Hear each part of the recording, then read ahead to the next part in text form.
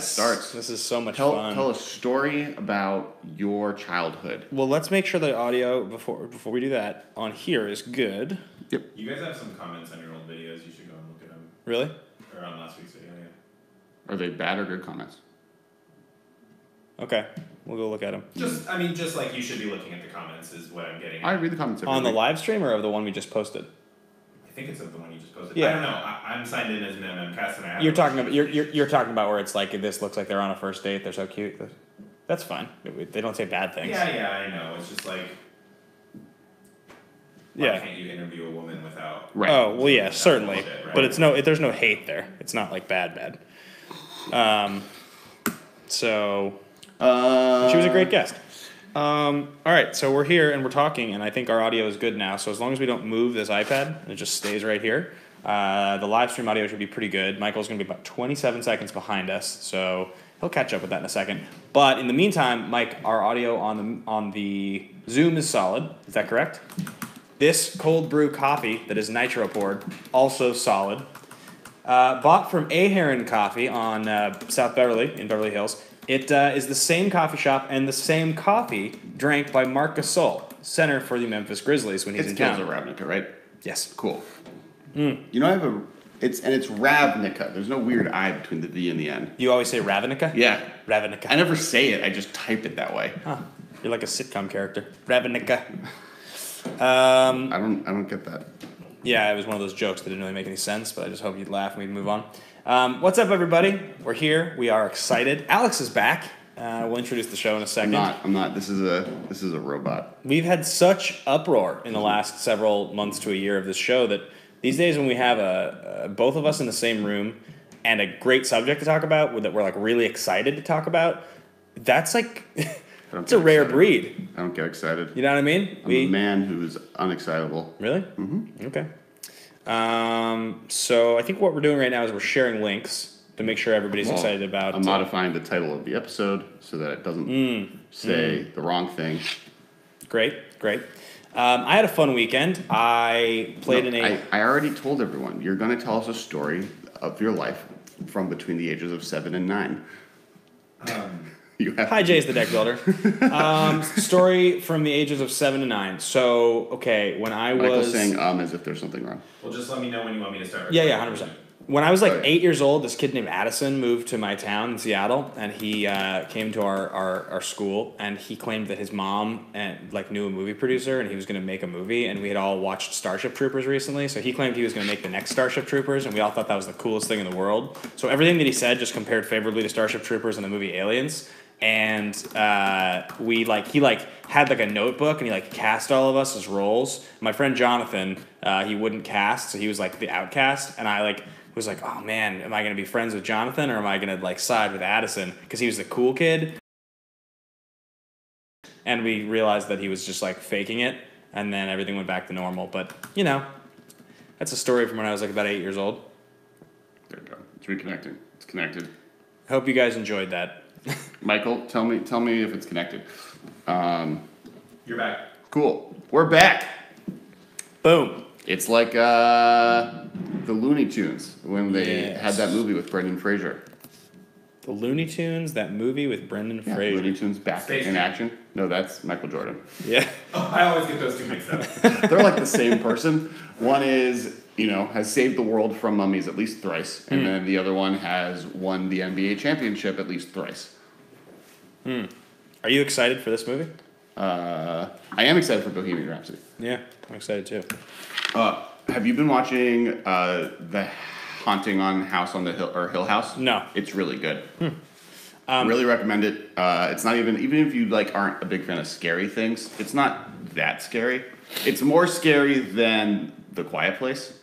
But I would say The Quiet Place was like Jurassic Park levels of scary. Is it The Quiet or A Quiet Place? I don't know. Isn't it A Quiet Place? Why do you do this to me? Well, because if you say The Quiet Place and then I people get look it convinced it's and then I get asked about it on Schmodown, I'm going to say The Quiet Place and I'm going to lose. Ooh. I can incept you to make you don't lose make any in the comments. Schmodown. Don't make any comments I know. about things. I know. Okay, good. But I'm more excited than I now realize that I can incept you for future. There's layers there. That's a real That's a thing. movie reference about making you mess up at movie references. Yeah. By getting in your head. Yep. So did you see the Jurassic Park? The Jurassic Park, eh? 1993 Steven Spielberg film starring Sam Neill. The Jurassic Park. And your winner. All right. So I suggest we decline that phone call and hopefully it doesn't mess up the Meebo. It didn't. We're good. Yeah, it's a clever device. All right. Should we start the episode? Yeah. I'm trying to get the notifications because hopefully people will submit sweet brews.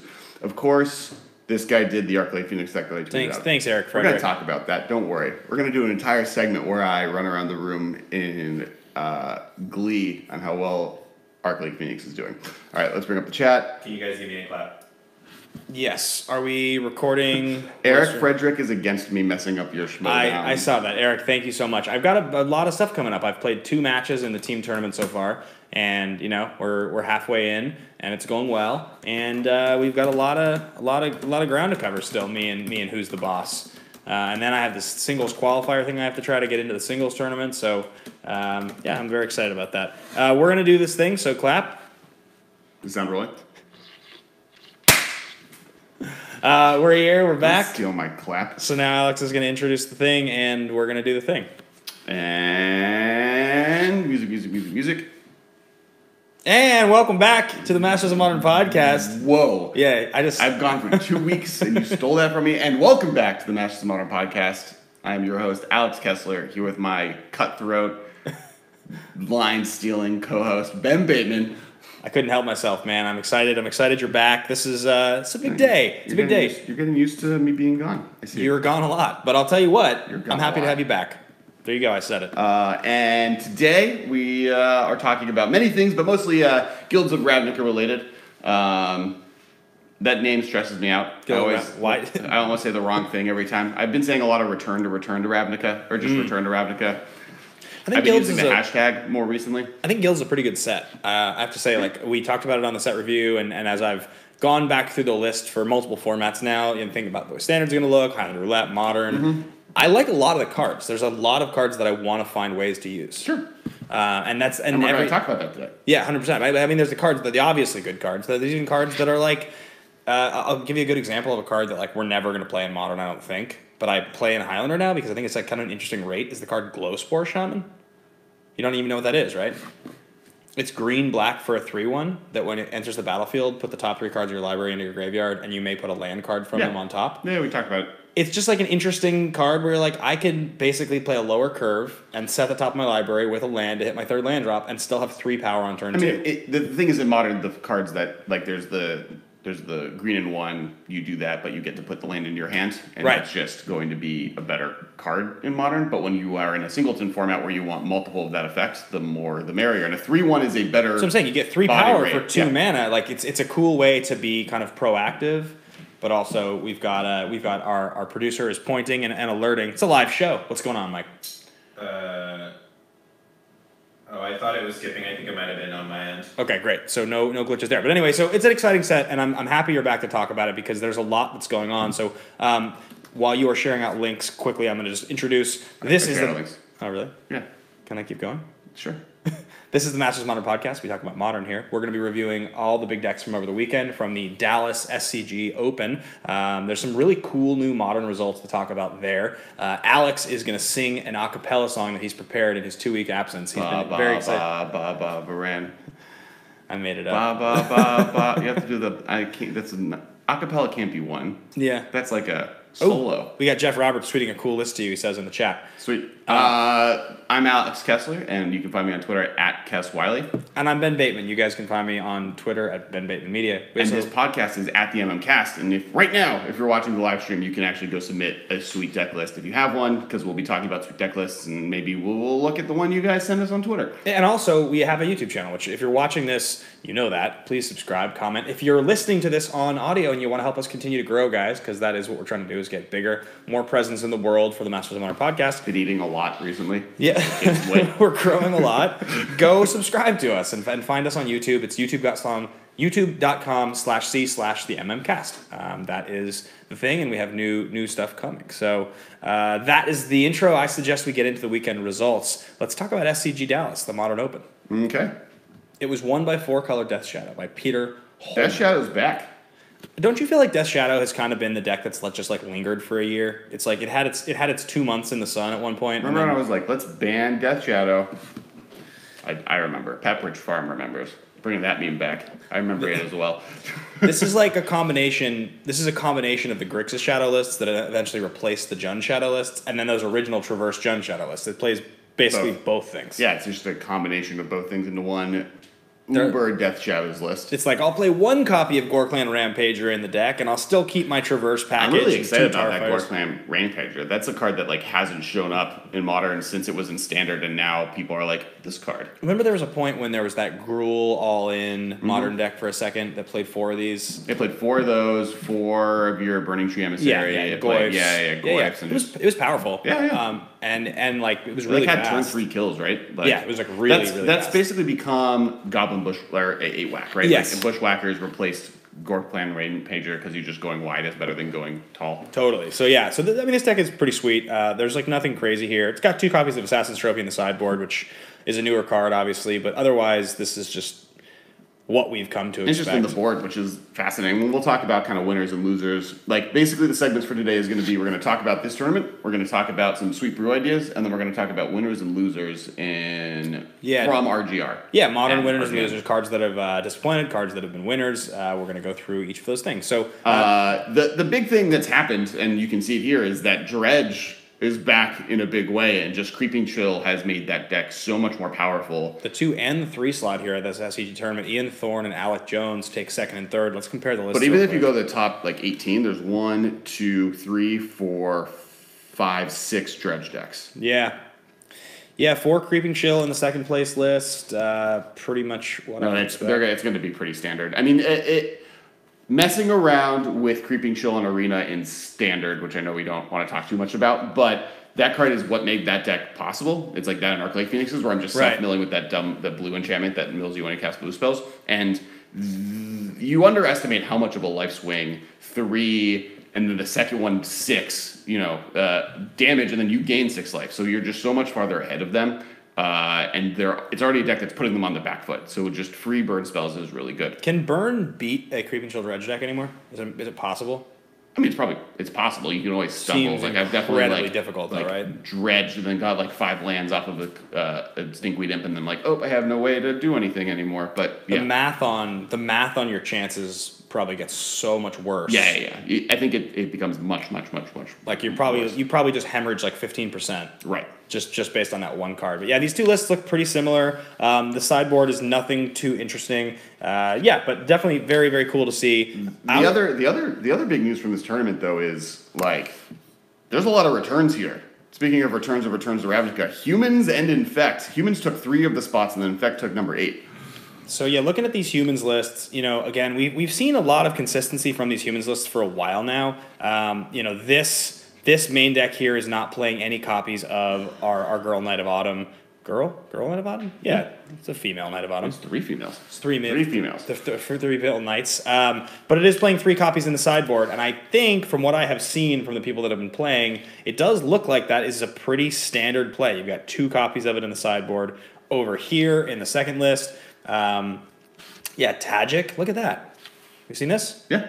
2 copies of Tajik. I saw that Tajik is seeing some play in Humans. It's really good because it just turns off Lightning Bolt, or they have to bolt him and he's going to get damage in, and it makes your other threats bigger. It's a new legendary creature. It's a human soldier from Guilds of Ravnica. White, red, 1 for a 3/2 haste with Mentor. Prevent all non-combat damage that would be dealt to other creatures you control, and you can give them first strike for Boros colors. That's pretty interesting. I didn't really register this card as like relevant to Humans. If you're playing if you're playing the limited format, you realize that this is just an insane card in limited. Yeah. But Humans is basically a weird limited deck that's working, right? It's like it's a bunch of random dirtily 2-drops that like all are kind of fine, but then because they all just stop your opponent from doing anything, and then this guy lets you kind of do big swings into blockers that let you win the game, and he pumps one of your things to make him bigger. Every single one of these lists was playing at least 2 copies of Knight of Autumn on the sideboard. That's interesting. 8th place is Infect. Thomas Berry playing Infect. 0 Guilds of Ravnica. Just the metagame has lined up where Infect is good right now for whatever reason. Yeah, this is like, we've seen it probably has speaking of having a bad matchup against Dredge, For burn, I would guess that Infect actually is a pretty good matchup against them. They can't really block anything you're doing very easily, and you're more aggressive than they are. Yeah, and this is a fast deck. Like, this is the kind of deck where humans can try to disrupt you, but if you can get around them one of their tricks once,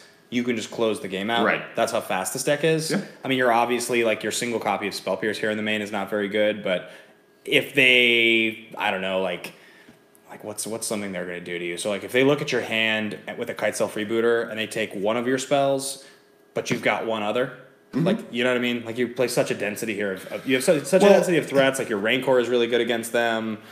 Yeah. And one of your main ways of killing people is a flying land.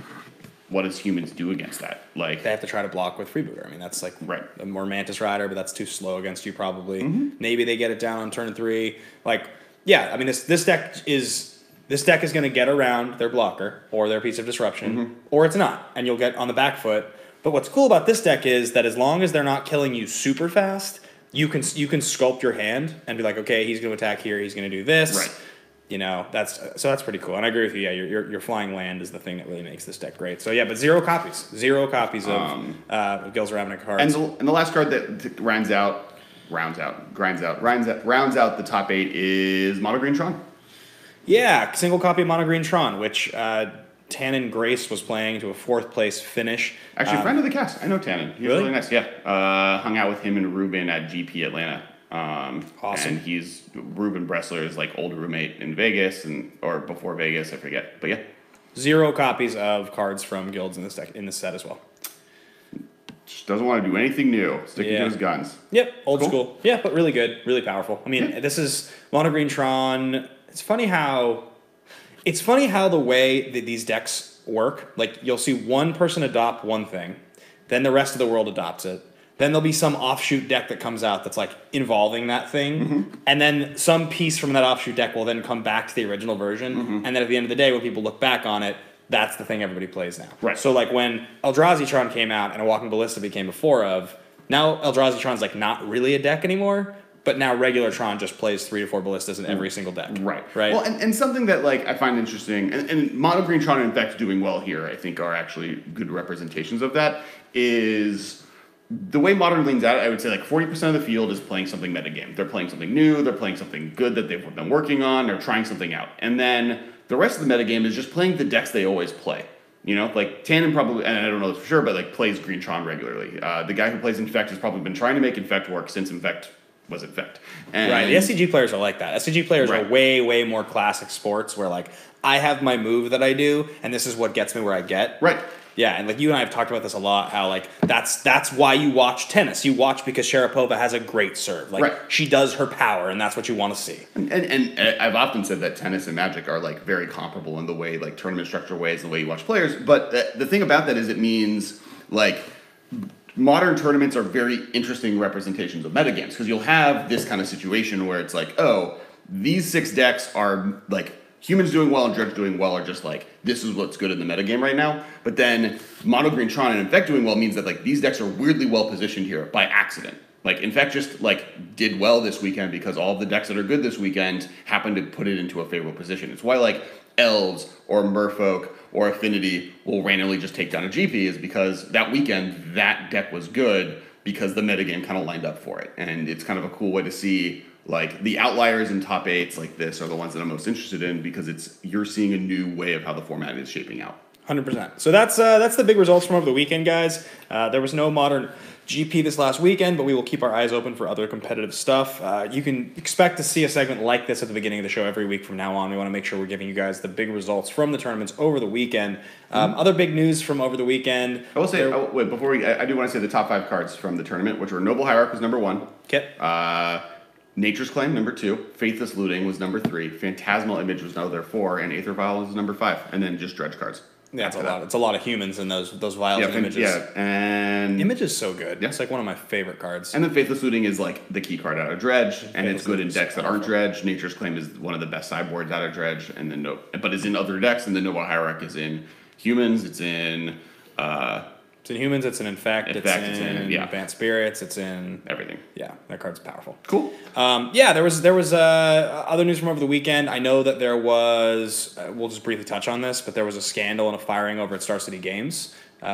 Which was, I read about it very, very briefly, but it sounds like there was some harassment going on internally, and that was a big story. So, obviously, on to bigger and better things for a company that doesn't want to be involved in a harassment scandal. So, I don't think we'll name names. If you guys want to look up that story, feel free to look it up. Sure. So, other than that, I think we should probably get into sweet decks that we have seen or want to talk about. Because the 16th place deck in this tournament is it spells. Yeah, which, let's all call it what it is. This is the Arclight Phoenix deck. And that's the other that's like the other big piece of news, actually. Is that Arclight Phoenix went from $2. Yeah. I bought 32 copies at $1 because I was probably inebriated and saw that they were $1. Let me clarify exactly what happened. Okay. Because we did the show and Alex was like, "This is the new Vengevine," and I was like, "Yeah, this card's pretty good." And then we were in Dallas at Toy Fair and we had had a very long day one, all setting up. And I was like, "Yeah, I think the card's pretty good. I think we should buy some copies." And Alex was like, "I bought a bunch last night." So then I got on my phone, I bought 12 copies, and he's like, "That's exactly how many I bought." Flash forward to Alex realizing that he was in fact drunk. He bought 40 copies. He got 40 copies at $1.50. I got mine at $3.12, and it's $18 now. So I thought I bought 36. I bought 32. 4 of them were Steamkin.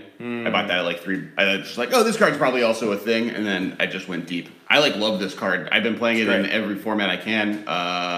So finally, and the internet has been telling me how wrong I was. There was a thread that Michael, producer, got involved in when I was in Hong Kong, which is why I wasn't here last week, defending the cast. But someone was like, Arclight Phoenix is bad. Why am I wrong or whatever? I don't get it. And then everyone was jumping on it. And then Michael was like, no, people are good players are talking about this card.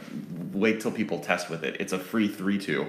It's not a 4-mana card. And then, bam, internet took over storm. So let's talk about this card for a second because it's cool to see. It's always cool to see when a mythic from a set that you like shoots up because it makes you feel like you're right. Yeah, that's great. I love that feeling more than any other feeling in my life. Yeah, it's a great feeling. You love to be right. I understand that much.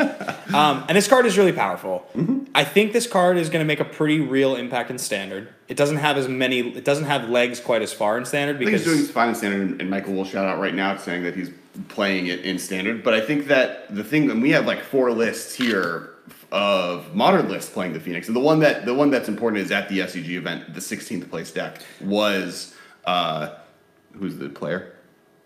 Everton. I'm never going to pronounce it. Moughon. Mogan? I don't know. Okay. Everett. Sorry that I'm. We Everett. apologize. That's your name. Everett is his first name. It's not Everett. It's Evart. Everett. Jeff, my wife is great, but remember that time I spec'd an Arclight Phoenix? Love Jeff. But Bedlam Reveler and Arclight Phoenix and Thing of the Ice and Jace Fringe Prodigy are all cards that definitely make sense together, and then just a bunch of really good spells. Yeah. Yeah, so I mean, I think this card is great. I think in Modern, it is definitely legit. I think that's no question about that. I think it's a weird card because... Well, there's weird keys to it. One of them is that it comes in at beginning of combat. Right? So yeah. So it has a different trigger step than a lot of the Phoenixes ever have. Or more specifically Vengevine. So the most comparable cards I think are this and Vengevine. This one, you play good spells and you get a good card out of it. Vengevine, you play bad spells and you get a good card out of it. But the other thing is that the problem with Vengevine was always the cards you play are things that get stuff into your graveyard. Like you play the new creature, the one drop black one that makes 3 cards go in your graveyard. But the Stitcher Supplier. But the moment you get the second one into play, or the moment you cast it, it's not even ETB, the Vengevines come back and then that's it. Right. You have to cast 2 more creatures to get any additional Vengevines you might get back into your graveyard. This, you can cast 30 spells before you actually get to your attack step, and then if you happen to accomplish your goal, any Phoenixes you put into your graveyard come into play before combat. Yeah, I mean, it's weird because it's one of these cards where you are rewarded, like Vengevine, you're rewarded for a 60-card format with a density of strategy versus playing this in a format like Commander or Highlander where it's just not going to have the impact. It's a cool card, but you can't do it. And in Standard, you're so specific, but in Modern, it's just right because the power level is not legacy level. So it's like Legacy can do great things. Modern is perfect for this card. It's just right. I think this card's probably really good in Legacy. I mean, like the thing that benefits this card. I mean, and I'm willing to be proven wrong there because my understanding of Legacy is limited. Yeah. But the thing that benefits this card and does well, Legacy does so much better. Like manipulating the top of your deck, casting a bunch of spells in one turn, a bunch of one-drop card manipulation spells. This card. Yes. I agree. What I mean when I say this is Legacy's faster, Dredge is faster, Legacy Dredge is faster. You can do that, and you will not be able to get to the point of combat where you're attacking and winning with this card. You'll just die and you won't have Force of Will. Whereas in Modern, you can, and the fastest decks against you in Modern are not fast enough to get around this, and they can't interact with you in a way that's totally unfair. Well, so this isn't a speed thing. That's the thing that I think people kind of took into this card originally, and some of the decks out there are trying to be as fast as possible. What this card does is it closes out the game. You're playing a spell, thing in the ice, trying to stop your opponent from doing stuff. Getting advantage and playing a Bedlam Reveler to get like a big threat in the play and start kind of being down. And then on turn 5, you happen to swing for 9 damage in the air at haste that they can't stop. Like it's not I'm going to kill you immediately. Let's break down Everett's list because this is the 16th place list. Right. So you have 4 Arc-like Phoenix, 4 Bedlam Reveler, 4 Thing in the Ice, 2 Jace Vryn's Prodigy. So all cards that have seen Modern play other than Phoenix. Mm-hmm. The sick card over here in the spell slot is you have 4 copies of Fiery Temper, which I know every single person that has ever played a deck that involves the graveyard has wanted to make this card work. Mm-hmm. And you've been seeing a lot of this because also there's the card that I did not win on, not Fiery Temper, that's this card. 3 mana. Risk Factor. Risk Factor, the one I was right about. Yeah, congratulations. You're right. You bought 32 copies, I bought 0. You were right. That's the reality. Well, I don't think Risk Factor is also rare. Like, the reason I bought the Phoenix is I was like, this is 32 copies. Literally cost me $30. I'm just saying you doubled down on what you were right about because you bought 30 copies, and I was like, Risk Factor's good. I think you won the battle. Well, but I don't think Risk Factor is ever going to be over $4. It may be 10 at most, and that's if it's the most played. Like I don't think that's happening. It's symbolic. Why are you arguing about being right? You already are right. Stop arguing to make me wrong about you being right. So Fiery Temper, sweet. Is it Charm? The like redheaded stepchild of decks like this in Modern that always is the card and then eventually gets subbed out for not the card you want. I don't think it will here though. You think it's perfect? Well, I think like the draw 2, discard 2, and is a spell is like super relevant. Yeah, well, because it's just another it's Faithless Looting plus other things, and Faithless Looting is the best card in the whole deck for what you're trying to do. But I think this is better than like the only other card I can think of that would really play over this is something like Cathartic Reunion, and this is just better than Cathartic Reunion in what this deck is trying to do because it does do the things you need of killing creatures, countering spells, like stuff that you would want to be doing. But then also when you're ready to go off, already just like I've been whittling you down with my Bedlam Revelers and like whatever I got off the Thing of the Ice, and then you can just cast this and get your Phoenixes in. One of the most interesting things about this, though, is that this is proof to your point right now. It's playing 4 copies of Izzet Charm, but only 2 copies of Thought Scour. Yeah, that's kind of fascinating because like if you were to ask me like in a vacuum in a blue-red spells deck, that's there's no question that I would say play more Izzet Charms than Thought Scours. Thought Scours would be one of the first cards I put in the list. Mm-hmm. And I actually think... I guess it was the first. I think it was probably the second card after Faithless Looting. I think that after this deck gets played, I think it's going to be more Thought Scours. I've been messing around with the blue-red spells list on my phone, and I have Thought Scour in there. It is a little lower impact than I want. And we'll see. We'll see how kind of the format shapes out. It definitely feels like just the Izzet Charm is giving this deck interaction that it doesn't really have on any other card. Like it has Lightning Bolt, Izzet Charm, and Fury Temper, but has no other way to stop your opponent from doing anything. You should just say Fury Temper. Fury, whatever. Okay. You're my favorite person in the world. I'm glad. That makes me happy. I'll take that. I'll take saying things wrong. It's because the best part is that you say it on cards you've said right in the past. It's like something about you see the letters and you just decide that you're going to say like Sage. Even though you said Siege correctly, you go back to Sage. Mm-hmm. You just called it Fiery Temper 5 minutes ago. I can't control the way my mouth works. This is what happens. All right, moving on from making fun of you. It is notable that in the sideboard of this list, by the way, it's playing 2 copies of Alpine Moon, which like has been really bad, hasn't it? Haven't people struggled to make Alpine Moon work, or have I been missing it? It's like literally bad, I think. I don't think it's bad. It's just a sideboard card. Yeah, I mean, it's just like in the way that people were like, Damping Sphere is not as good as you think. People are still playing it. Alpine Moon was the same thing. I thought no one was playing it. I guess my point when I say like it's a sideboard card, one person's playing it. Oh no, it's 1 mana. It's 1 mana. Yeah, it's interesting. And I also just think, like, sideboard cards take a while. You need the right deck. The deck needs to try it out. Like, oh, this works exactly what I need it to. And also, this is the exact deck that wants Alpine Moon. Because it needs something that's just going to slow Tron down for 2 turns so you can get a big swing in on turn 4 versus them winning on turn 3. Quickly before, just as we finish out, that deck, before we get into our brews here, I do want to talk about the fact that Bant Spirits has become such a thing. Because there's 3 more copies in the next, 10 decks here. Right, it just didn't top 8. It, made it, but not top 8ing. And this is playing a lot of the cards that we would expect. Like, it's ever since the printing of Supreme Phantom, this has just become, the Flying Flash Humans version. It's, somewhere in between, what Humans is doing, what Fairies used to do. That's, kind of what this deck is. And I think people were looking for a way to combine the power, obviously, of Spell Queller with something that was going to make this deck, a little faster. And so Supreme Phantom gets you there. Where was this SCG event? This was Dallas. Dallas. Why is it? Okay. Because I'm looking at... Sorry. Keep going with I was like... If I was to ask you a year and a half ago, before the printing of Spell Queller and before the printing of this card, Supreme Phantom, if I was to say, if a modern Spirits deck ever becomes Tier 1, will it play Lingering Souls, yes or no? What would your answer have been? Yes, it would. 100%. Right? There'd be zero question in your mind that if there was going to be a Spirits deck in Modern, it would have to play Lingering Souls. Sure. Because that card is so good. And if you're playing any deck that's going to take advantage of and having black, Spirits. And black has been a classic Spirits color, so it wouldn't be surprising. Yeah. It's shocking to me that Bant, of all things, I guess, a blue-green deck in Modern is the Tier 1 Spirits deck. I guess Collected Company does...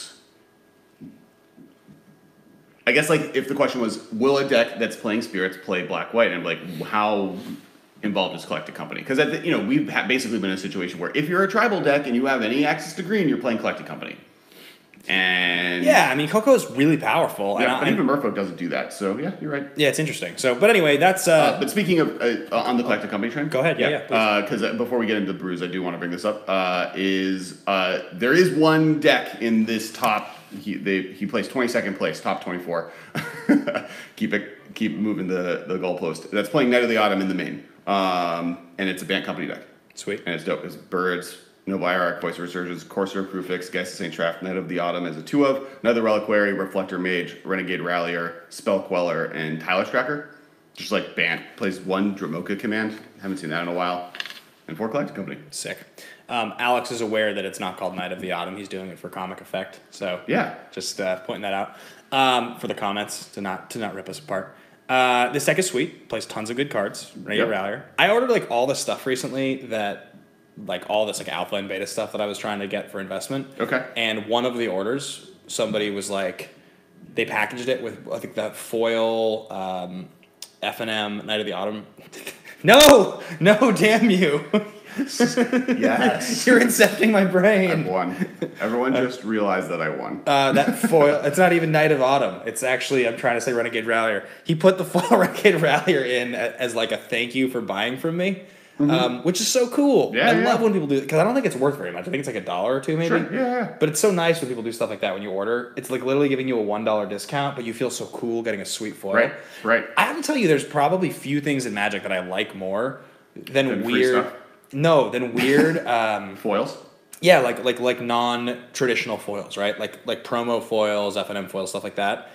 Doesn't even matter if the card's $1. I don't even care. I just like it. It's anyway, let's talk about brews. So, do you want to start or should I? You start. I'm looking at some of the brews that people have submitted through the chat and looking for ones that have Guilds of Ravnica cards. Cool. I'm gonna jump in first. Okay. So actually, because we're on an Arclight Phoenix train, you want to talk about your brew with Arclight Phoenix? I don't actually think it's that good. I think it's fine. I just want to talk about it because it's a continuation of another deck that I had done. Sure. Talked about Phoenix? Exactly. I had talked about it on the show at one point, and so I feel like probably it's worth talking about here. It was called. Well, while you're looking up, I do. So they have a Ponza deck here that got 10th place. Saw that, yeah. But they call it Gruul Land Destruction. Where do you sit on the Ponza versus Gruul Land Destruction? Why was it called Ponza in the first place? It's like what the original Land Destruction deck from back in the day is called. So you're against Ponza, it sounds like, because you don't even understand. Well, like, so there's those deck names that come from somewhere, like back when, like, Solar like Flare. Cheerios. Yeah, Cheerios, Solar Flare, like these decks where, like, somebody comes up with the name of it because of, like, a character on a card looks like something or something. And then that becomes what the deck is, and if you come into the format later, or the deck comes back years later, you have no idea why the deck is called that. Ponza, is it something to do with, like here's what I think of. Ponzu sauce, which I love. I do love Ponzi sauce. Ponzi schemes, which Bernie Madoff went to prison for. Sure. What the hell Very is Ponza? specific reference. Yeah. I don't know. I'd actually, chat, do you know what Ponza is? It's named after the pizza place that the creator frequented, says someone in the chat. There you go. That's what Kevin Ash says. Thanks, Okay. Kevin. I believe that. Thanks, Kevin Ash. I think it should be called something else. I don't know if it should be called Green Red Land Destruction, but it should be called something else. So I guess my point is that if the community is calling something, for whatever reason, does that name hold value over a generic name that, for instance, there could be 12 different versions of Gruul Land. Like, for instance, the Is It Spells deck, I think, is a bad name for the Arclight Phoenix deck. Oh, because it's like so generic, and that you could call any deck with that's Is It Colors or Spells that. Right. So you the difference between this deck versus Michael showed me a list earlier, and he's going to tell me who made it. That was a Kiln Fiend deck, and there's the deck you're about to like. There's different versions of Is It Spells, and there's like Delver decks, and so Is It Spells seems so generic and doesn't tell me anything about what I'm looking at. You could call Storm Is It Spells. Right. Exactly that. I mean, that original Ponza deck from way back in the day. Well, my point is that original deck should be called Ponza because that guy went to the pizza place and called that deck Ponza. This deck isn't Ponza. Whoever came up with this deck should call it something else because then this deck can have its own identity. We called your deck Kessel Run. I think if I had done well with that deck, I think the would reason hope that it was called Kessel Run. I think the reason that they're similar is that deck also basically was based off of a Utopia Sprawl-like card and then Stone Rain and Molten Rain. Like it's those three cards were the key of the deck, and then everything else is just big red-green creatures. Yep. But yeah, okay, fair. So let me share this deck really quickly. This is not a deck that I think is awesome. I think it's cool. I haven't played games with it yet. It's just on my phone. But this is a continuation of the deck that I built a while back and took to whatever the GP that I played in the trios with Ryan Sconard and Eric Weiditz was. Mm-hmm. And this was the Life in the Loam Flame Jab deck with all of the, Thermo Alchemists and such. And so I had talked about bringing that deck back because I think the printing of Electrostatic Field is pretty cool for this. It being a 0/4 is, I think, a little more relevant than being a 0/3. Doesn't die to Lightning Bolt. So I tried to go back to this deck and make it with Electrostatic Field and Arclight Phoenix. What I found was black didn't serve the purpose that it used to, and so I ended up building a deck with 4 Electrostatic Field, 1 red, 1 colorless for a 0/4 Defender Wall. Whenever you cast an instant or sorcery spell, it deals 1 damage to each opponent.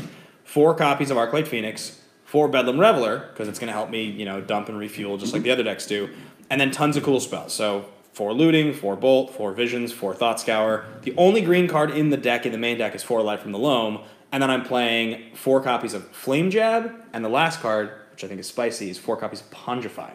So you guys know that I love Pondify. 1 blue, instant planar chaos, destroy target creature. That creature's controller puts a 3/3 green ape creature token into play. A couple reasons it's in here. Obviously, destroying one of their creatures. You have a 0/4 wall and a 3/4 Bedlam Reveler on the battlefield, so you don't really care about giving them a 3-power creature very much. Sure. Secondly, you can destroy your own Arclight Phoenix with it. Get yourself a 3/3. It counts as one of the 3 spells necessary to get the Phoenix back. And then you play 2 more spells. You get Phoenix back. It attacks, and you're left with a 3/3. So I think Pondify. I personally think Pondify and its later reprinting of Rapid Hybridization are kind of underplayed cards. I think they're really interesting cards. There's not that many spells for 1 mana at instant speed that say destroy target creature. Mm-hmm. There are some, and giving them a 3/3 is not nothing, but there aren't that many. And the fact that your 2 main threats being Arclight Phoenix and Bedlam Reveler play well with it. Now, I think now that we've seen Arclight Phoenix decks kind of succeed and some of them doing well, I think that you want to really look at the deck that's just done well. Because I think the core idea of Life of the Loam and Retrace and Arclight Phoenix and Bedlam Reveler all doing really well together is a strong concept. I think the idea of a random 0/4 wall that just pings them when you could do something like I think honestly a Thing of the Ice in that slot is not a bad idea, or something else that takes what you're doing and benefits off of it in the same way. Thing of the Ice is 0/4? Yeah. So then it plays well with Pondify. Right. So that might just be better. You might be dead right. That could be the one card that needs to swap out. Because I think like Loam with Flame Jab in a deck like this with Phoenix as a threat is pretty good. Yeah. No. That's what I'm saying. I like the core idea of Loam, Arclight Phoenix, Flame Jab, Bedlam Reveler. It like gives you basically like a second Arclight Phoenix. It gives you a second thing. Like, and I've seen other people playing in Mardu lists with Lingering Souls because you need more than one thing to kind of take advantage of from the graveyard. Yeah, and that does that. It gives you it gives you a little bit of a long game plan, and it like guarantees getting Arclight Phoenixes basically after turn 5. Isn't Reveler with Loam just insane because of the way it works? You can discard Loam to it and then draw one, and then dredge it as one of the 3. Mm-hmm. That's pretty good. Yeah. Like, I think your deck is doing a lot of really powerful things. It's just how do you take advantage of it to the greatest extent, and which cards are you playing that could be better cards? So that was my first brew. I haven't actually played games with it, but I think it's pretty fun. And can your dome? I was able to read it. that's Jeff Roberts. Mentioned Soulscar Mage in the board as an additional out to large creatures. I like Soulscar Mage a lot. I think that card is great because it lets you erase stuff with your retrace. Yeah, because it Soulscar Mage is 1 red, I believe, for a 1/2 with all damage, non-creature damage you control has Wither, I think is what it is. Yeah. Right? So if if you have a direct damage spell, it does a -1/-1 counter. So a Lightning Bolt is -3/-3 to a creature permanently. And that's and it also has prowess, so it gets bigger. Well, it's really good he's saying it's really good with the retrace spell. With Flame Jab. Flame Jab just lets you go. It's particularly insane. I mean, the only problem with the whole Flame Jab, it also has something. It gets bigger. It has prowess. As prowess. Yeah. The only issue with the whole like Flame Jab Loam engine, and I found this before, is that you're very disruptible to graveyard hate, and B, it's not doing enough with the rest of the deck that's going to control the game all the way. That's why I'm saying something like a Thing in the Ice, where you permanently will basically wipe their board, and like one of the negatives of Thing in the Ice is it bounces your stuff too, I believe. And with Arclight Phoenix and Bedlam Reveler, that's actually a strength, not a negative. And you end up being fast with it. So you have a threat in play that's not like, I need to keep retracing stuff. Once you flip it, you now have a 7/8 that's just going to get in there and start doing damage. It's possible Young Pyromancer is the better card in that slot instead of Thing in the Ice. So I've heard that Young Pyromancer is bad right now. Interesting.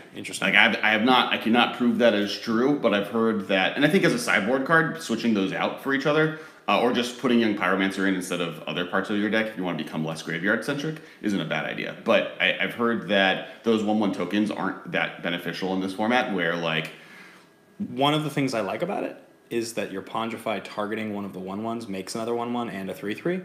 So it's another way to take advantage of your Pondify in a I'm going to crack back with more damage than you can handle kind of way. Yeah, I think the issue is more that just like things on the ground don't do anything. Like a bunch of you're a deck that's trying to do big swings and do a bunch of damage to them, and that's a card that wants you to kind of be a slow, grindy deck that slowly kills them. Actually, now that I think about it, again, I think we're going to move on from this idea because I don't know if this is any good, but don't you think that actually that's really good? Doesn't it mean just Pondify is just a 1 mana 4 power instant end of turn if you have a Pyromancer? You just turn one of the 1/1s into... And maybe the answer is just play both. Like you play something that has some Pyromancers. Like I think you need more threats in this deck anyways. That isn't a 0/4 wall that does 1 damage every turn.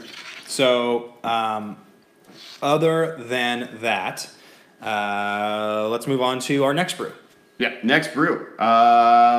Is you have all the brews. Oh, okay, I do. I have one from... Unless you want to just keep talking about Arclight Phoenix decks. No, I mean that deck is sweet. The other brew that I want to talk about here, it's another blue-red deck. This one is from Brian R. Brian is the host of the MTG Cold Brew podcast, in which he takes a card that he thinks is bad, or the world thinks is bad, and tries to brew and talk about it on the show. And he's a friend of the show. I got to meet him and hang out with him at GP Texas, San Antonio, last year the team won. And so he sent this list to me this morning on Twitter, and I think it's really cool. The heart of the deck is that it's playing 4 Pyromancer Ascension and 4 the Flame of Keld. Most of you guys are probably pretty familiar with Pyromancer Ascension. It's the one that once you get a certain number of counters on it, it copies your spells that are in your graveyard. Flame of Keld, on the other hand, is a saga. It's 1 red, 1 colorless. It's an uncommon. And the first ability is discard your hand. The second ability is draw 2 cards. And once the third ability hits, it says if a red source would deal damage to a permanent or player this turn, It deals that much damage +2 to that player or permanent instead.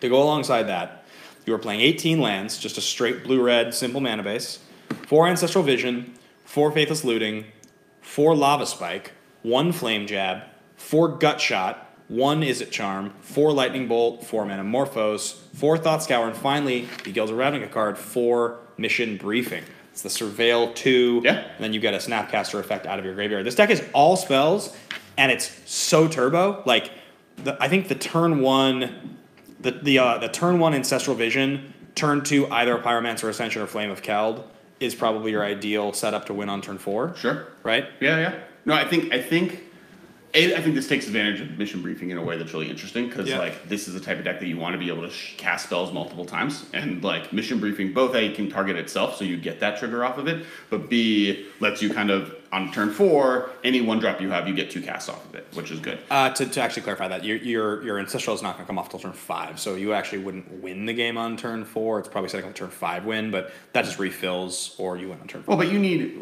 you want really your turn 3 and turn 4 to turn Pyromancer Ascension on. Yes. So your turn 5 is normally in those types of deck when you win. Anyway, Storm was the same way. Yeah, because I guess Flame of Keld you don't want to play on turn 2 because then you're discarding your hand on turn 3. Yeah. That seems bad. Yeah. Yeah, so you play a little later. Yeah. Yeah. Awesome. Yeah, you want to get Pyromancer Ascension down as soon as you can, and then everything else is kind of playing on that game plan. No, I like the deck. I think Pyromancer Ascension has always been a powerful card since Gitaxian Probe was banned. It's kind of fallen out a little bit of a favor. Yeah. And definitely not played in Storm. It's been replaced by Baral, basically. But the long term of it in the format is always going to be powerful. I remember back when it was in Standard, there was the Time Walk decks that you would take basically infinite turns by and kill them with lightning bolts because you would just be able to take like 6 turns in a row. That was in Standard? That was a Standard deck, yeah. Because there was multiple extra turn cards? There was the 5-mana one. It was good enough. Oh, yeah. Time Warp. Yeah, Time Warp. Yeah. Interesting. So that's the second deck here. Do you have any other cool brews you want to talk about? There are other decks that people brought on, but kind of they don't have any RGR cards. So RGR. GRN. There you go. See? Return to Guilds of Ravnica. Yeah. Set number 4. We're gonna come back. What's the next set called again? Ravnica Alliance. Ravnica Alliance. They really messed up everything. Allegiance. Oh, I Alexed it. It's Ravnica Allegiance. Oh my god. Ravnica Allegiance. We're saying that in the microphone in case you didn't hear it. People on the microphone. But if you spend time with Alex, you become more successful and more dyslexic both at the same time. It's my main move. Along with this thing, which apparently is my main move in life. The robot move. The robot move. It's a strong it's really annoying that it's G because. So for those who don't know, the original Ravnica set was the first set started with an R, the second set started with a G, the third set started with an N. The first set started with an R, second set started with a G, a D, not N. Did you realize this? Tempest of Thought is telling us Thing in the Ice doesn't bounce Bedlam Reveler because it's a horror. I didn't realize that. I thought you were getting value out of Reveler by replaying it again. No, that's better. I would rather not play it again and keep it in play. That's so good. It's non-horror cards. That's such a random tribal interaction. Hunted Horror anyone? I love random tribal interactions where people like have trinket text, but then it's relevant. Like in Standard when Baneslayer Angel was the first time around, and you were like, oh, I can like defeat it with this other bit. Nope, it's a dragon. So is there a version of this that could be playing Halo Hunter versus Baneslayer Angel, right? Yeah. Is there a version of this that could be playing Hunted Horror alongside it? Sure. Right? Sick. With like Vapor Snags to get rid of the tokens? Like Thing in the Ice and that, maybe. I don't think Hunted Horror belongs in an arc like Oh my god, wait, that's so... It bounces all other creatures. But horrors. So it doesn't bounce the horror, but it bounces the tokens you give them? Correct. That's a real thing. I'm not kidding anymore. Hunted Horror thing? Hunted Horror alongside Thing in the Ice and Bedlam Reveler, you're getting a 7/7 for 2. So then you like turn 3. I guess you don't have any free spells to just like get rid of the 3/3s right away. But the 3/3s then get blocked by your 3/4 Bedlam Reveler and your Thing in the Ice. Yeah. That's so good. There's got to be a tribal bounce card. I know the new one is that, but it's X, which doesn't work here. There's not like a choose a tribe or choose something all with the same name. You bounce all of them. Yeah, there is. It's Echoing Truth. Yeah, Echoing Truth. You can play Echoing Truth. I've played Echoing Truth in the past in the Hunted Horror decks. No, this is like a legitimate on the show thing. I just realized. If you actually can play those 3 cards and Pondify, because it makes a 3/3 and everything in your deck can block a 3/3 favorably, you don't care, and your thing in the ice bounces all the tokens, but none of your creatures. I don't even know if you need Arclight Phoenix in this deck. This deck might just No. This isn't an Arclight Phoenix deck. This is a deck that is doing a thing. I don't know how. Grixis Horrors. Yeah. This is so sick. You can get away with like a Cavern of Soul if you wanted to. I can't tell if Michael's smile over there is that he thinks this is absurd or if he's excited. This is the deck. This is the deck I'm building. I think he's excited because this is the magic of this podcast, is you realizing that these 3 cards that are semi-okay are okay together. Anytime Ben's playing Hunted Horror, I'm smiling. This is so exciting. And, like, obviously Faithless Looting. Like, you maybe play Claim Fame in this deck, because why not? Because it's Grixis and awesome. Does it... You can put your horror into play from the graveyard, and you can put your thing in the ice and play from the... You can't get your Bedlam Reveler back, but you can give it +3/+0 in haste. Yes, +2/+0 in haste, I think. Yeah. There you go. Jeff Roberts is in. Let the brewing begin. Yes, Modern Horror Tribal. +2 and 0. It's behind you. Yeah, that's right. There's a giant version behind us. Cool. Strong. Yeah, that's my next deck. Great. I just built it. We've talked about 2 of the cards behind us. Knight of the Autumn. I almost talked about the green blue Merfolk when we were talking about Collected Company Merfolk. Not a thing. I have to tell you that green blue Merfolk. Disappointing. It is. Yeah. Just going into green is not good enough. So this will be my Highlander corner because I actually won a foil Knight of Autumn over the weekend. We do these Highlander roulette tournaments. It's like 100 cards. Is that a new segment we're starting? Highlander corner. I feel like we can have a better name than corner. Okay. That's Highlander related. You think about it, and I'll talk about it. Okay. We played in this tournament, and it's 6 decks, 100 cards, random, 1 card per. You can't play more than 1 copy between your 600, and only foils are legal. Anyway, every single one has basically a themed set of prizes. Mm-hmm. So this time it was foils from Guilds of Ravnica. Mm-hmm. First place was Foil Assassin's Trophy, then Doom Whisperer. I got 3rd, and I took a foil Knight of Autumn. I probably could have taken Aurelia. Mm-hmm. The red-white card was actually probably the 3rd pick, but I know I'll play this.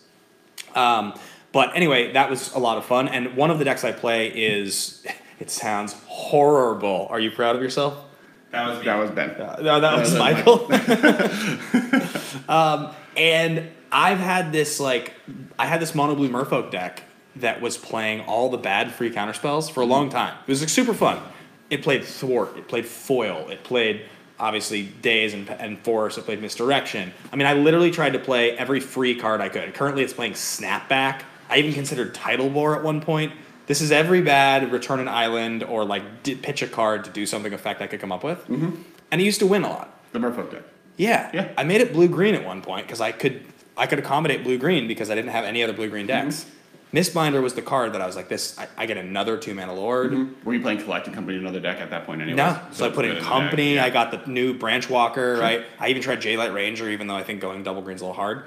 And the deck is so much worse. The power is so much higher, but the deck is so much worse, and I can't figure out why. And I have to tell you, the difference in Island Walk and no Island Walk on Mistbinder is so significant when you're trying to push. Sure. It's crazy. I can't believe how disappointing that card is.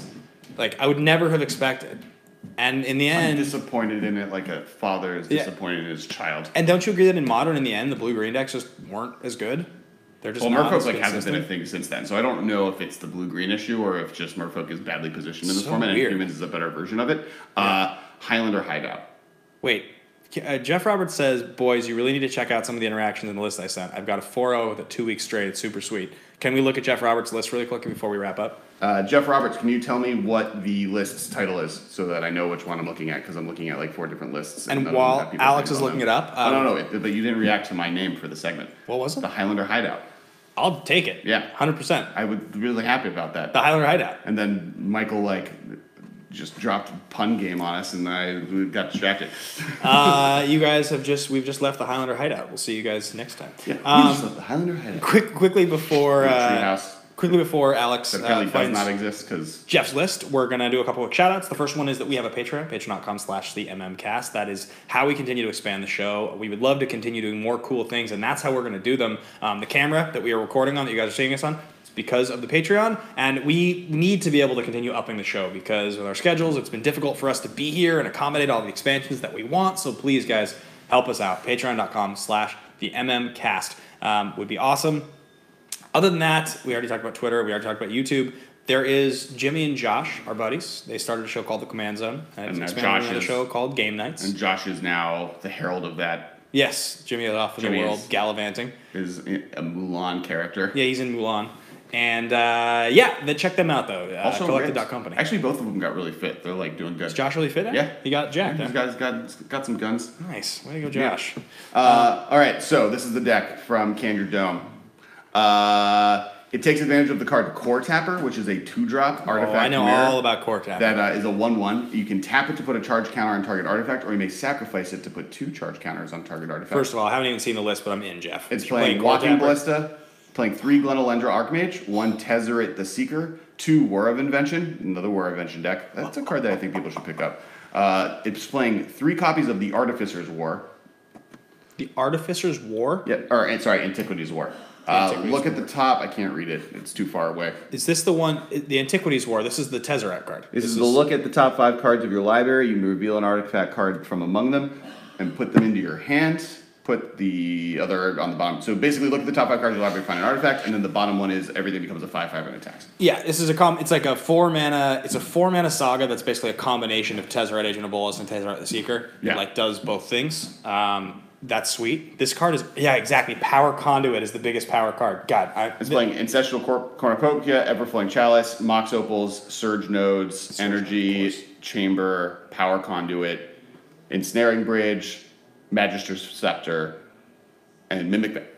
I have tried to build so many decks using the cards you're using here, Jeff. I can't even tell you the number of bad versions of this that I have on my phone that never got anywhere close to the genius that you've just presented us with. Got it. So it's got Magister's Scepter lets you take extra turns.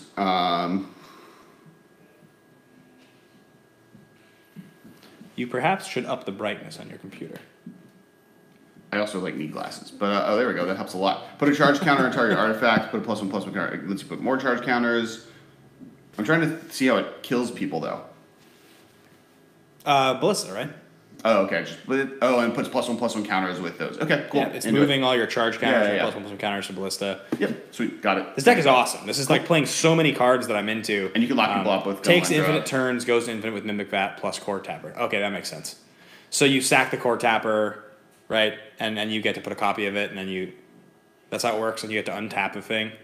Something lets you untap with charge counters. I don't know. The list is not in front of me; it's in front of you. But it sounds like there's some sort of +1/+1 counter. Just puts 3 counters on Magister's Scepter, and then you tap Magister's Scepter. That's what it is. Yeah, got it. Because it has to you tap it, sack it, tap it, sack it. Got it. And with Ensnaring Bridge and on your Ballista, you have 6 amount of control. Yeah, this looks really sweet, man. This looks really, really fun. Cool. But 0 Guilds of Ravnica cards. He's playing both Power Conduit and Core Tapper in the same deck, and it's working. He doesn't need GRN. I'm in. I am so in. You could just sneak in the sideboard the black-blue Ponder card. I'd like you to know, Jeff, that I own a foil Core Tapper and a foil Power Conduit because I have tried this before, and I got so excited. What? I remember what the card was called. It's Discovery. Yeah. So. You could have played that in the sideboard just to make us happy. Okay. It is playing cards from Dominaria, though. Perfect. So, Jeff Roberts, that's going to wrap up Highlander Hideout, and also our brew segment. We're going to talk quickly before we wrap up here about winners and losers. Winners and losers from Return to Ravnica. Did you just say Return to Ravnica? I did. What's the matter with you, son? Winners and losers so far. The winners, Arclight Phoenix, Creeping Chill, Knight of Autumn, top 3. Then after that, you get into... I said all those right. No, I said Knight of Autumn. I said Knight of Autumn. I didn't say Knight of the Autumn. I read it correctly. Today is your magnus opus of mispronunciation. I've never, ever seen you do it so well. I have a headache. Okay, moving on. After that, I think those are the big 3 winners. Would you agree? Knight of Autumn, Arclight Phoenix, and Creeping Chill? It seems that way. Definitely Creeping Chill and Arclight Phoenix are the hot cards. Knight of Autumn is like a winner in the sense that... I think Creeping Chill and Knight of Autumn have actual placement.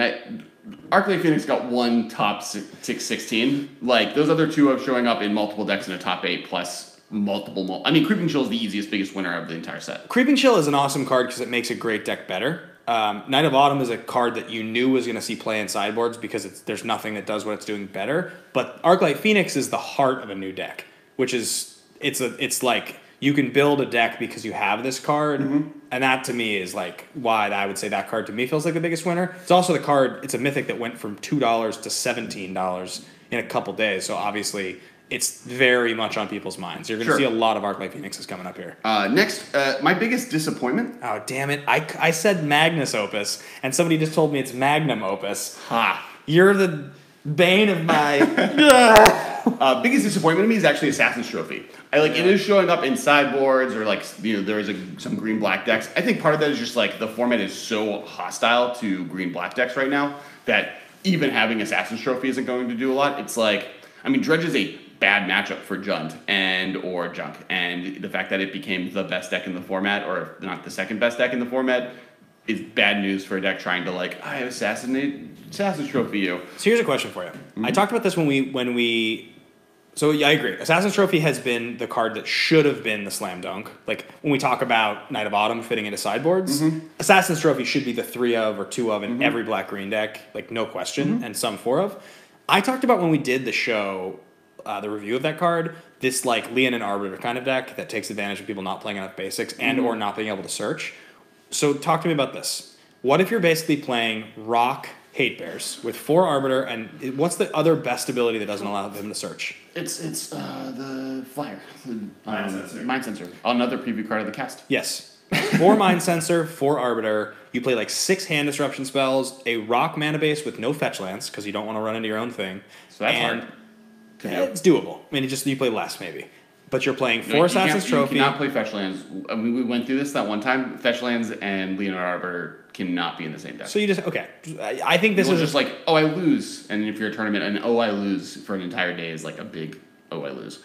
I still think you can probably do this deck, and you probably play Bird of Paradise on turn 1, so you can get turn 2 Arbiter. Okay. Or turn 2 Mind Sensor. But you're playing 4 Path, 4 Assassin's Trophy, 4 Ghost Quarter in the spell slot. I guess, I don't know if Assassin's Trophy really adds that much more to a deck that's already good with just Ghost Quarter and Path. You just, think Humans has no game against you at all. That deck doesn't, need Assassin's Trophy. It's already okay. Oh, you're saying, this is basically, a slightly worse version of Eldrazi, Tron, or Hate Bears decks? Yeah. You making your mana base so much worse that you will lose games multiple times in a tournament because your mana base is bad to get 4 extra copies of Path. Maybe. It seems interesting, but I'll build the Horus deck first. I almost like the idea more of just using those 4 cards to overrun how many basics they're running, just to eventually they just don't have any basics left. Play Path, Ghost Quarter, and Assassin's Trophy in a classic junk deck, and this third time you activate one of those cards, they just won't have any more basics in their deck. Is it becoming a loam deck? Maybe. I was thinking. What I actually was thinking is rather than loam, what I think I would do is I would play Remanap Excavator, the 2/3 for 3, the Crucible creature. Sure. And I would try to actually have him as a threat as you make it impossible for them to ever play a land again. Right. That's Ghost Quarter them out. Eventually you get the basics in their deck, and especially if you play loam, because then you have fetches that you can go off with. So those are the winners. Those are the big winners, and the one big disappointment to me. These are cards that I think we need to keep our eye on. Mission Briefing.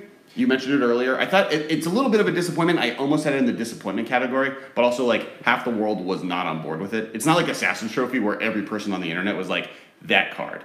Kind of Knight of the Autumn is in that world. If Knight of the Autumn wasn't in multiple decks in the top 8 this last weekend, it would be a disappointment, but it is. Unlike Assassin's Trophy. Yep. Missions Briefing, everyone was kind of you were on board of this card is not that good. Yeah.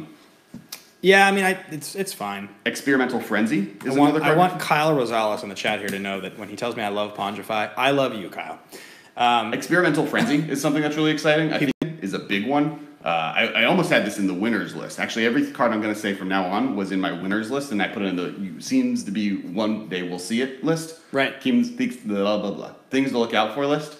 Runaway Steamkin is obviously kicking butt in Standard, and I think it's going to very quickly become a thing in Modern. Yep.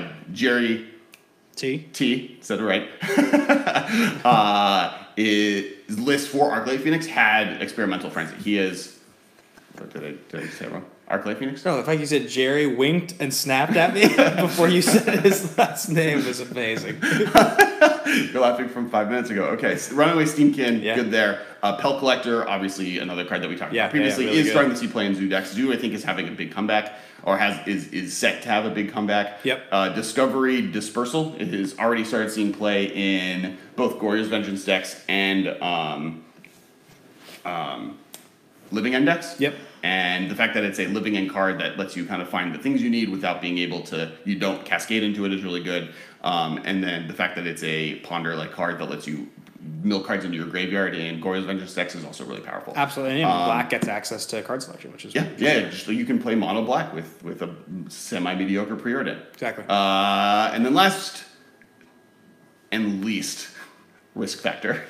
Card's dope. Yeah, it ends up that this is a card type that if you have multiples of, it makes them the second and third and fourth get better, and better. And every single one of these you draw as 2 of them is really good. I mean, it's just like, think about it for a second. Like, at the base level, you start with 20 life. In Modern, by the time you've played 2 of these, your opponent will very likely have paid 4 between a fetch, a shock, kind of a thing. Mm-hmm. Which means if you play risk factor twice, you're forcing them to let you draw cards because they'll die otherwise. Right. No, so I get it. I get it now. In terms of math, it's just like, it is really good. The incidental value of having this card available to you, and the fact that it's an instant is so powerful. Yeah. I like this card a lot. I think it's very good. Cool. That's it. That's the last. That's the show. That'll wrap us up. So make sure to check us out on Facebook. We have a Facebook group and a Facebook page. Make sure to keep an eye out for the live stream. So on Twitter or Facebook, that's when we post more about the live stream. Also, make sure to subscribe on YouTube if you're watching this video on YouTube right now. If you're watching the live stream right now, or you're listening on the podcast, go to the YouTube channel, hit the subscribe button. Make sure to comment what card you're most excited to play with in Modern out of RGN. Make sure to also comment your favorite thing I've said wrong this episode.